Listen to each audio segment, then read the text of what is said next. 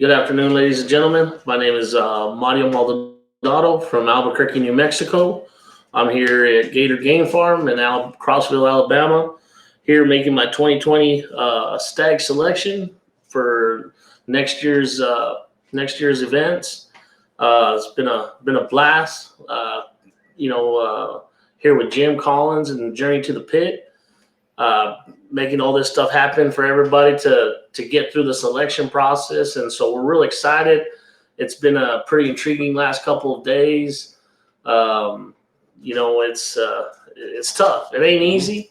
You know what I mean? We're dealing with just the heat outside and all that stuff. But, we want to get down to the brass tacks as far as making these selections.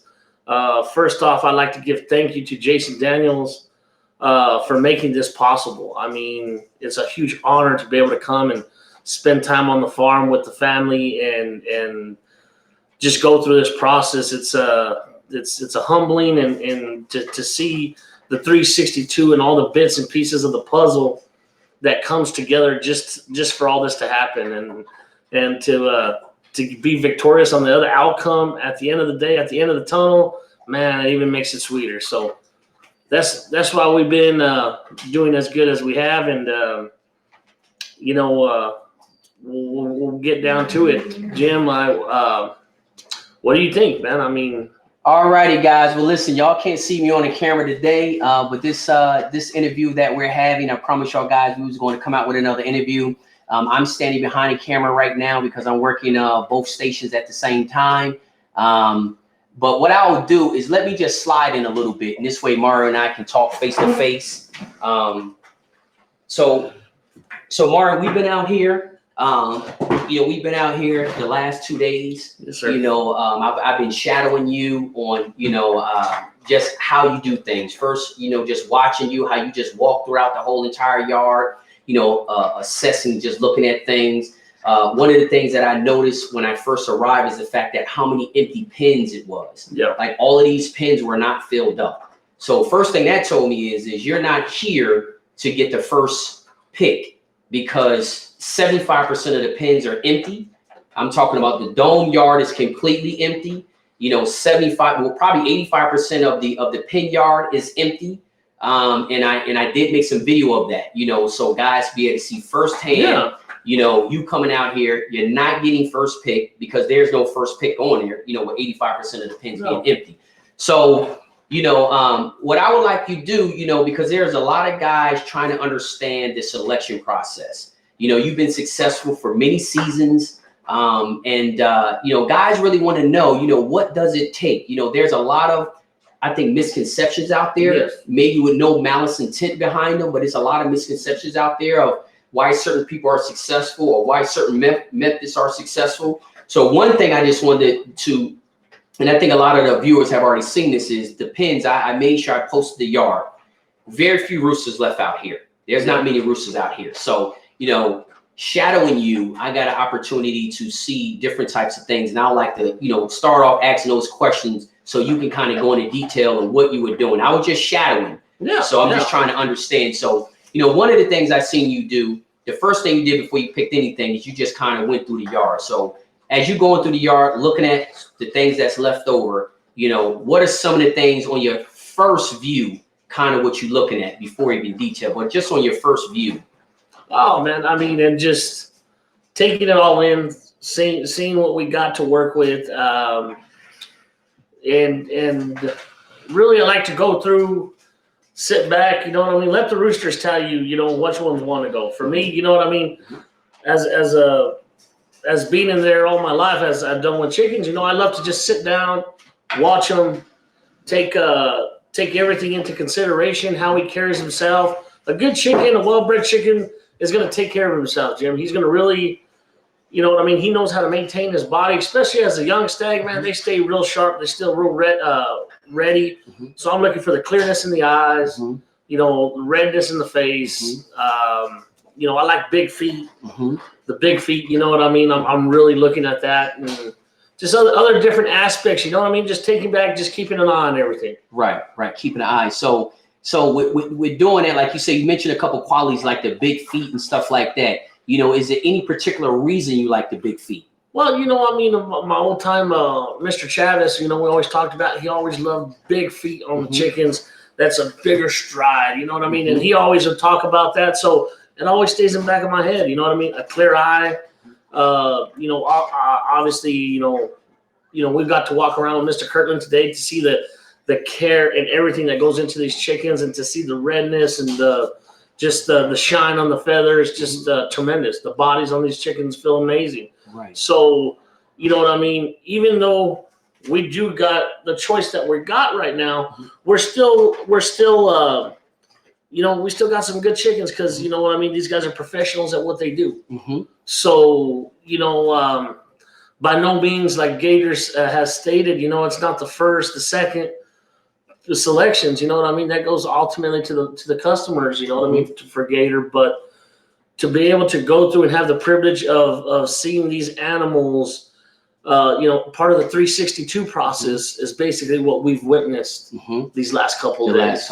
So being that, and like you say, with the pens being as empty as they are, you're going through, looking at things based on your liking. The selection process, for a lot of people out there that don't understand, obviously the man who's breeding the chickens, he might have his selection, but in your opinion, if 5 people walked on a yard, do you think they would pick the same 20 roosters? If 5 people walked on a yard, one after each other, had the same selection out here, do you think they would pick the same 20 roosters? There's no way. Everybody got their own different different certain qualities, certain pet peeves that they were taught, like, how Pop taught me with the big feet. It's the same aspect. I mean, everybody got their own little features and stuff they're looking for in these chickens. I mean, even picking a show with who's going to go to the dance that day, you could have the 10 best, and I'll pick 5. Bill will pick a different 5. Paul will pick a different 5. I mean, we all have our own little attributes that we're looking at these chickens.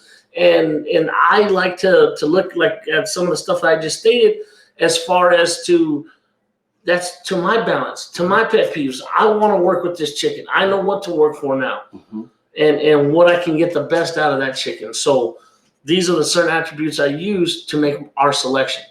Right. Right. So with you saying that, just not even a little bit more in depth, but just to make sure that everybody understands. Even if it was 500 or 5,000 chickens on this yard, 20 people are not going to walk on the yard and pick the same 5 chickens. No, that'd be crazy. I mean, what are the odds of that? It's almost impossible. Right. So even if they had 20 chickens to pick from, do you think if you send 20 people out here, it was only 20 chickens to pick from, and they had to pick 5, do you still think they would, and the reason why I'm saying it's not a redundant question, but I'm trying to give an example as far as mass amount to pick from, small amount to pick from. Do you think they're different? They're picking different chickens because there's more to pick from? Or do you think it's different chickens they're picking because of different attributes that they like? Yeah, and I think to each their own. You know what I mean? It's going to be to each their own, because, again, Jim, you like a certain style chicken. You may like a straight comb over a pea comb. You may like yellow legs over green legs, white legs over blue legs. Everybody got their certain different attributes. They don't see that in that chicken, they're not going to pick it, but they see it in this one here. So they're going to stray away from what you have in mind, and they're going to go with what they feel is going to work best for them. And that's all we do here. I mean, you know what I mean? It's we're trying to be the best out in the rooster, complete the triangle, the 362 triangle is what we've been calling it. From, these gentlemen here, from the vaccinations, from the biddies to the selection stage now, and you see the free range stage, and then we've been able to culminate this year and see the big puzzle put together. So it's just amazing when you really stop and think about it, as we're talking about, to see it all come together into one. And and it starts with the vaccination. It starts, the 362, what you preach, Jim, what you're teaching, giving all these people to see that side of it is truly amazing. But at the same hand, I mean, like you said, like now, we've a little bit of controversy versus what are we doing as far as selection, and if I had this much to select through. I mean, and I understand on paper, yes, if you had 200, if you couldn't pick out 10 winners, I understand that. but I ain't got 200 top shelf that we're picking through. You know what I mean? A list or B list. You know what I mean? We're going through the C and D list, and we're trying to bring out the best in that rooster. You know what I mean? How Jason bred them, and you know the to be able to put that together. I mean, it's special. Right.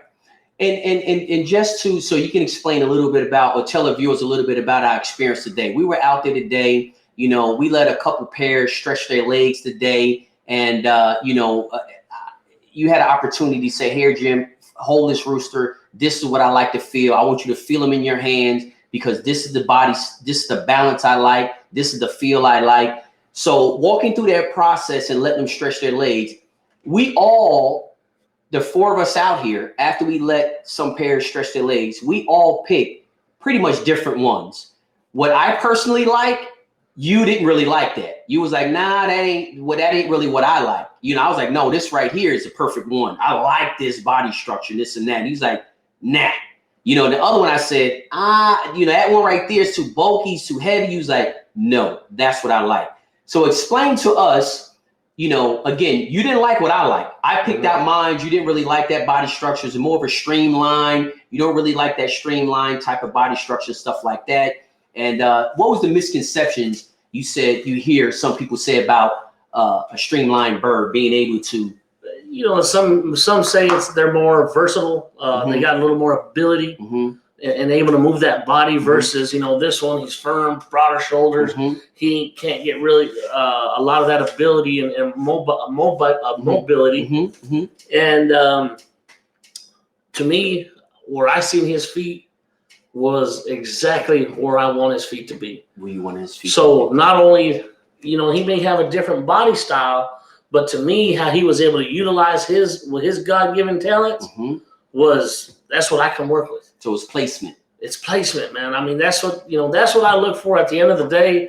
I'm not going to select a chicken by sparring because I'm fortunate. Again, you know, their ultimate trust in Jason, being the master breeder he is.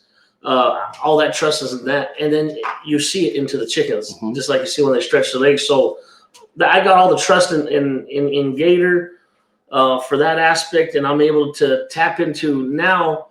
He's got the raw talent. Gator gave him that raw talent, how he was bred genetically. Now my job is to bring out the best in that. Right. So, and that's what I've been blessed to do. Right. And to utilize that and bring that out in them, and we'll continue doing it. I mean, but that's where we see the totally different perspectives. So again, you get 20 chickens in a room. If I came, my 20 gonna look different than yours. You're gonna look 10 times different as yours. And it doesn't even matter if it's 300 out there. My 100, if I had to pick 100 out of 300, they're gonna be different from you. Because what I learned over this weekend is we like different things. We like different body structures for different reasons. Yep. And I believe that all of them can win. All of them can win. But it goes back to what you said earlier. You pick them based on what you like to work with, based on what you were raised, and based on your experience and what you've seen that work for you. Correct? Correct. 100%. And it all comes with experience with the fowl. And that's where again, you know, not to sound like a broken record, where you got to give Mr. Daniels credit is he stuck with these bloodlines, and he's brought these bloodlines continuously, which again, you know, I see the features that he's bringing out in them and genetically, and I'm able to tap into that and try to bring out the best in that chicken. Right. That is my job. You know, Gator's done his job genetically. Now I got to do my job. And so, you know, again, it doesn't, you know, go as far as picking, oh, I'm going to pick this one over that one over this one. No, it comes to, you know what I mean? Hey, trusting in the breeder, trusting who you're dealing with, you know what I mean? And I'm fortunate enough to call him a brother. He's family. You know, we're in his home doing this right now. And, you know, it's having that trust. You know, it's all the team, just different pieces to the puzzle. Right, different pieces to the puzzle. So also, too, what I would like to talk about, too, because, you know, selection is in many cases key, you know? Yeah. So what I would like to talk to you about, because a lot of, you know, newer people get into the sport, even some older people who may not have been able to obtain the success that they're looking for. Maybe it's something that we can kind of learn from how you learn how to start selecting. Like, where did it all start? Did you spend time as a child studying chickens, identifying chickens, looking at chickens? When did this process of identifying things that you like, when did that all start? Did it start when you was a kid, or start? Man, it started at a real young, early age, Jim. I mean, like I stated before, man, I'd go to school and instead of taking books, I had my backpack filled with the Gamecock. I was reading books instead of, doing what I was supposed to be doing. I was reading everything on the Gamecock, the interviews on the Gamecock, who was winning in Copper State that year or that month. And that's what intrigued me. I mean, on my bus ride home, I couldn't wait to stop and see, okay, that's, Steve Wallace's farm. Oh, that's my buddy Chad Barretta's farm. You know what I mean? I'm just passing through seeing chickens. Oh, I just spotted game chicken. Somebody has game chickens right there. Or, I mean, that was something I did. You know what I mean? And so now, again, I use a lot of those traits. And me and my great uncle, man, I mean, he would sit me outside, and I mean, we'd sit there for hours, kind of like what we're doing today, just hanging out and relaxing. But we'd sit out there just staring at the chickens, looking at them, see how we act, see when, he has different characteristics and what he does. And they'll tell you a lot because a chicken will lie to you too. You know what I mean? Chicken will start and he'll cut wing and break to you, but you get about 10, 15 feet away and just watch him. He may soak up and something's not feeling right. And then, you know what I mean? So again, just that's why part of the beginning process, I sit back and I look at him.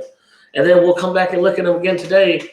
Hey, he's acting the same way. You know what I mean? He's not cherry picking nothing different, but that's just already in my mind going back to what you're talking about since I was a young kid versus now. It comes with the experience. Same thing, filling a chicken. I mean, I can honestly say filling the proper chicken, it's took me all my life to get to where I am now in the sport to, wow, this is what I want them to feel like. This is what they should feel like, not what necessarily what I want them to feel like.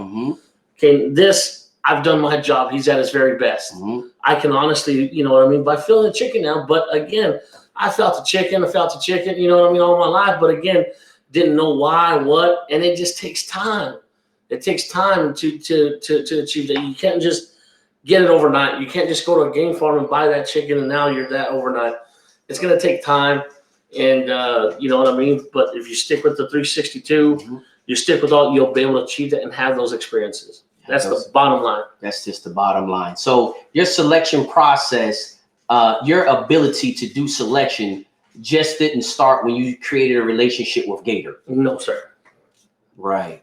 And I think that's very important because regardless if it was Gator or some other breeder, you still had your ability on your selection process, something that you had developed pretty much over there. Bottom line, at the end of the day, you still got to do your job and bring the best out in that rooster, which is continuing the 362 process, which is, your keeping process, which is your pointing process, and to ultimately the end result. So no matter what farm, I mean, all these great breeders do a great job, but at the end of the day, you still got to do your job. All that pieces of the puzzle got to still be put together. So I don't care, and that's even if you're getting the first, second, third list. You know what I mean? I mean, come on. I mean, it's a lot of it's common sense, but trust in your gut and do your job to bring out the best in that chicken. And if you could honestly, at the end of the day, know that you did the 362, you put in all the work, the blood, sweat, and tears.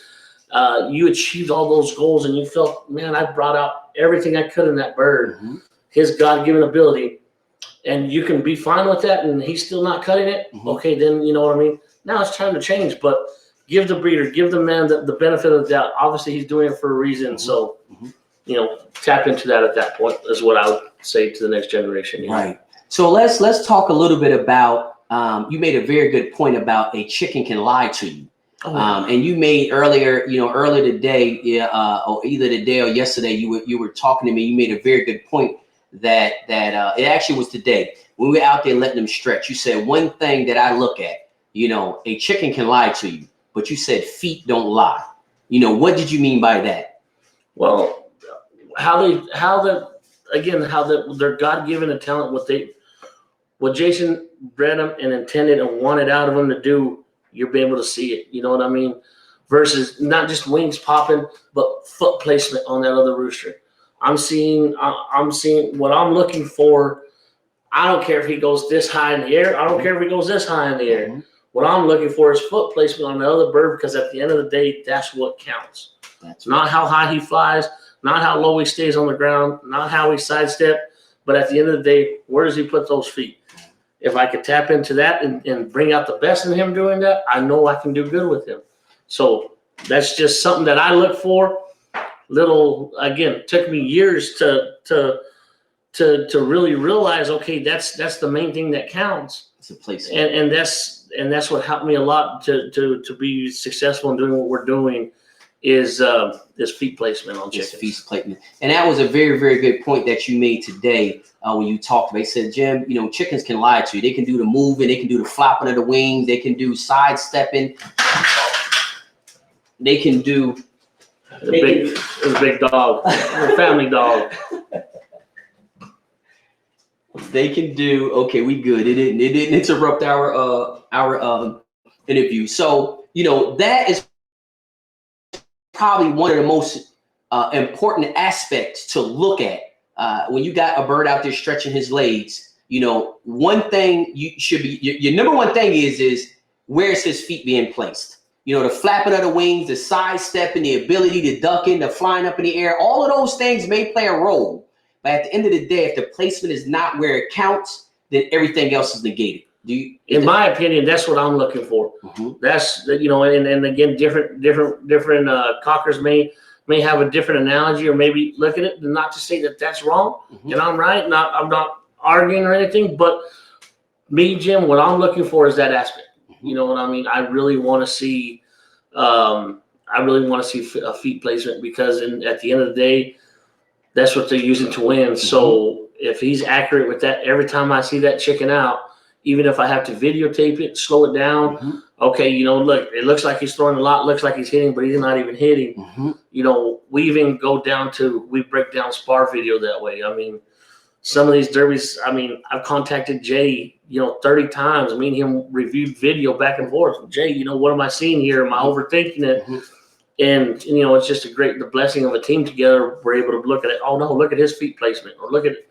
Right. So just a little insight to what we do over here. And, you know what I mean? That's huge. That's huge. I mean, again, if you listen to that and tap into that, it's really going to help you all out. Right. I think I personally think that's extremely important. It's definitely, because at the end of the day, that's how they decide on who wins and who loses, is the fact of the matter of the foot placement. So, you know, the guys obviously in the comment section agree with you 100%. You know, they feel as though you definitely got a good eye. You know, I just wanted to touch on some points, that they realize is not about a big farm or a lot of birds to pick from, because you can pick 100 birds that don't have good foot placement, but might look good, may have great movement, may sidestep, may fly high, may run on the ground, may do all of those things, but have bad foot placement. You're going to do very good.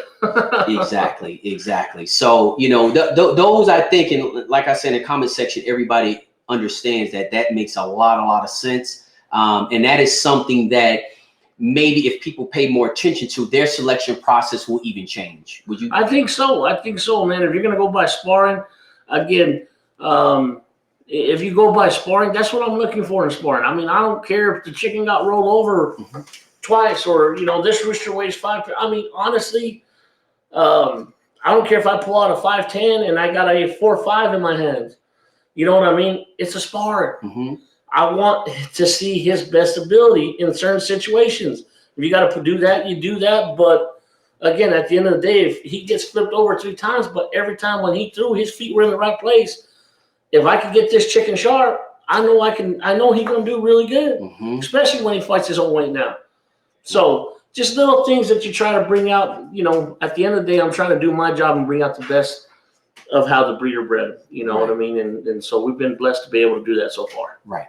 So Mario, would you attribute the foot placement basically back to genetics? I believe 100% in that. What Jason's been able to do with these birds is beyond exceptional. Okay, so foot placement is not something that you're going to try to acquire or develop inside of a key. Foot placement is how they throw that feet at different angles. Mm-hmm. I mean, I like the in Jason's birds. What I see is they come from reach around motion and come at you versus a jab.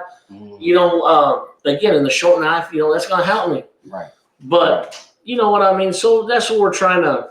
That's again, I'm looking how they throw it, where its placement. You know what I mean. If he's hitting all on the wings, you know, ain't gonna do me no good. But if he's hitting on the side of the breast, you know what I mean. I'm gonna be in a lot better position. Right, a lot better position. So that's something, and I guess that's why it's extremely important to be seeking out, you know, breeders who's breeding the genetically breeding the attributes that you're looking for. That's it. That's it. You know what I mean? Because you may come here and you may not like any attributes here, but you can bring out the best in this guy's attributes. Okay, well, that's what you stick with. If you can't do it there, you know what I mean? But that's, again, it's to each their own at the end of the day. Right. Well, you know, I'm going to ask you just one more question, too. You know, one of the guys talked about, you know, needing good balance. Is that something that, as far as on body structure, do you look for anything like that when you're going through the selection process? Balance is key. Balance is key to life. I mean, balance in everything you do on a day-to-day basis. Of course, balance is big. I mean, again, if I see something walking, you know, spraddle-legged, and, you know, when I lift him up, his body, his legs are not lining up, you know, he doesn't have the right balance, I'm definitely not going to, you know, it's going to be hard to pick out the best, and it's going to be very difficult to bring out the best in that aspect. You know what I mean? Right.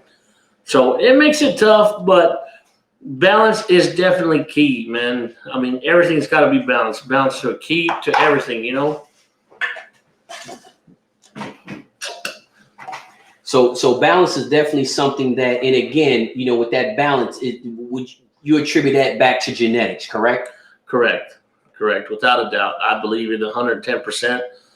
The genetics of the makeup of what Jason wants and what he's looking for, a lot of it has to do with balance of that bird. Right. And it's all a result of genetics. So as you said earlier, you know, again, many different bodies, you know, many different body structures and styles and all that kind of stuff have the ability to win. And that's pretty much where it comes in, the feeder aspect doing his job. You know, okay, you've been supplied with the genetics that you feel as though that is going to take the win.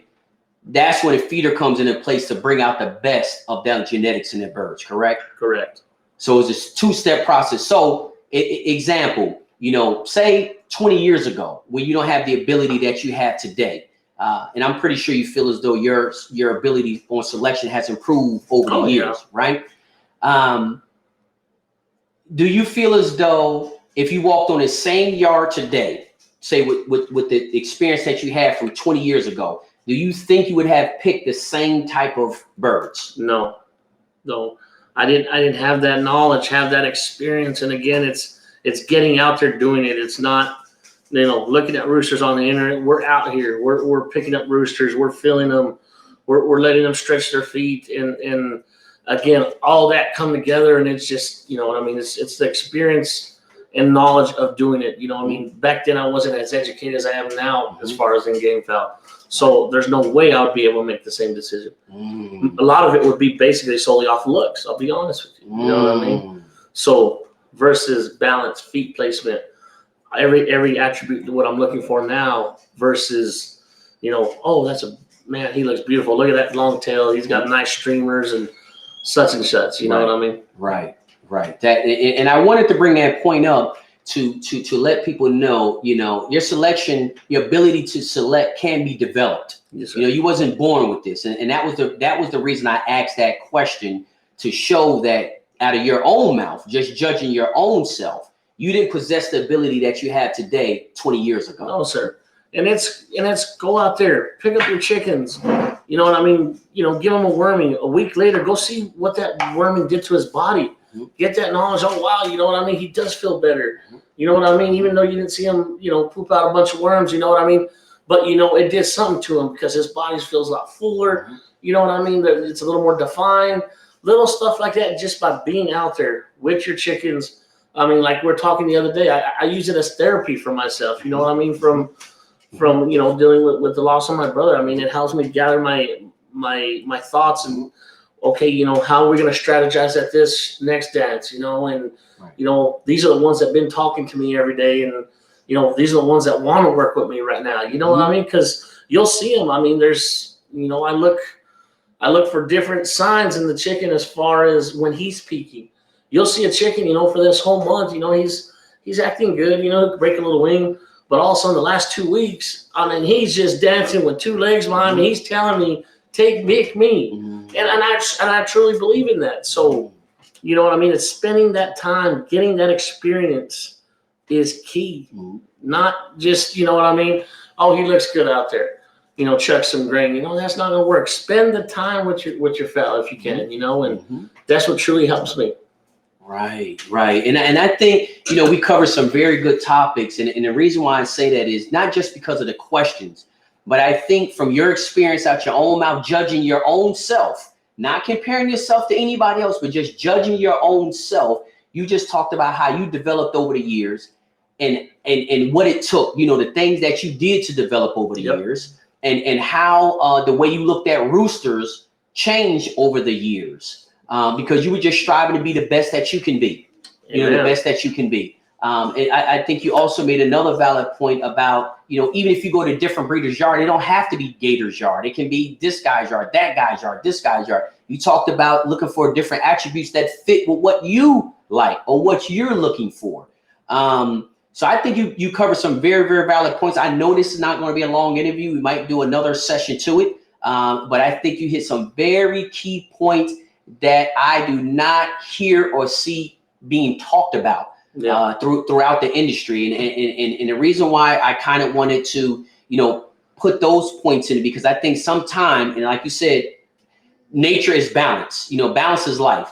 When you put too much emphasis on one thing, it's unbalanced. So if you put too much emphasis just on genetics but nothing else, you off balance. You put too much emphasis on the 362 but not the that, you know, it's off balance. You know what I mean? If you put too much emphasis on you and you're working with a team, that's off balance. If you're working by yourself, you still have to find that balance. Yes, sir. You know, so at the end of the day, it's balanced. But I think you hit a lot of very valid points, and I'm pretty sure from the comment section, you know, we'll probably do another part to this video. But I think those are the things I really wanted to come across, because there is a lot of misconception. You know, I wanted to address some of the biggest questions out there. Yeah. I mean, I'm not going to say myths, but I just say perspectives. Some of the biggest perspectives out there that some of the newer guys may latch on to, and it may take them 10 years to realize that that was the wrong perspective. Yeah. That really wasn't it. And again, I'll hammer down, Jim, is getting out there, doing it, experiencing it for yourself is the number one way. Not listening to me necessarily. And I always preach, you know, listen. But in other words, you know, I talked to you a little bit about, I do certain stuff in my keep that you talk to other coppers who've been doing it years and years, and they'll tell me, man, that goes against everything I know about chickens. That goes against, but it works for me. I do it. I experience it, and that's how it's working. I ain't gonna fix something that ain't broken at that point.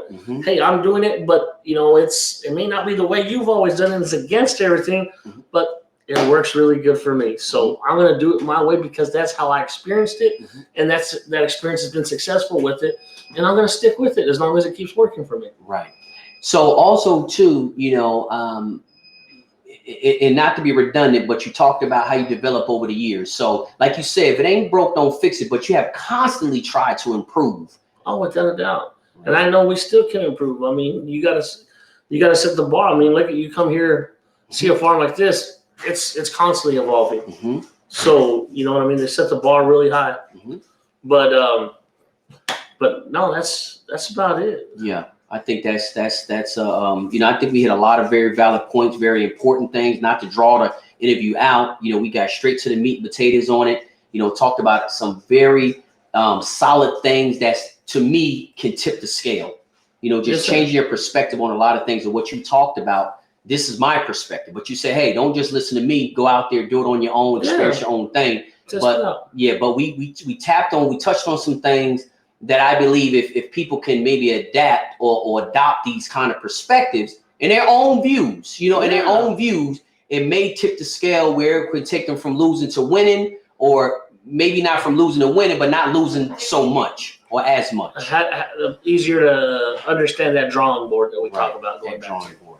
Okay, Mr. Mario Maldonado, man, I greatly appreciate this first phase. I'll call this the first phase because we'll probably do another one of these before we out of here for the weekend. But I had a great opportunity, you know, doing shadowing you throughout the farm, looking at a lot of things and allowing you to let me feel what you thought was the right thing to feel and the things that you like. And we proved some points today out here. You know, what I like wasn't particularly what you like. You know, what you like, I particularly wasn't really crazy about. But, you know, at the end of the day, you got more experience with this line and these chickens. So if I had to say, and we both came out here to select, you'll probably beat me, you know, versus me coming out. I mean, I'm just saying, you know, it is what it is. As long as I beat Mike Kirtland is the best. Well, you know, Mike Kirtland, you know, he's Well, that'll never happen. Some of us have to get off Facebook. Aloha, guys. Now keep back up. Let's go. All right, guys, we got to get off of here. We got to get out there. Greatly appreciate it. All right.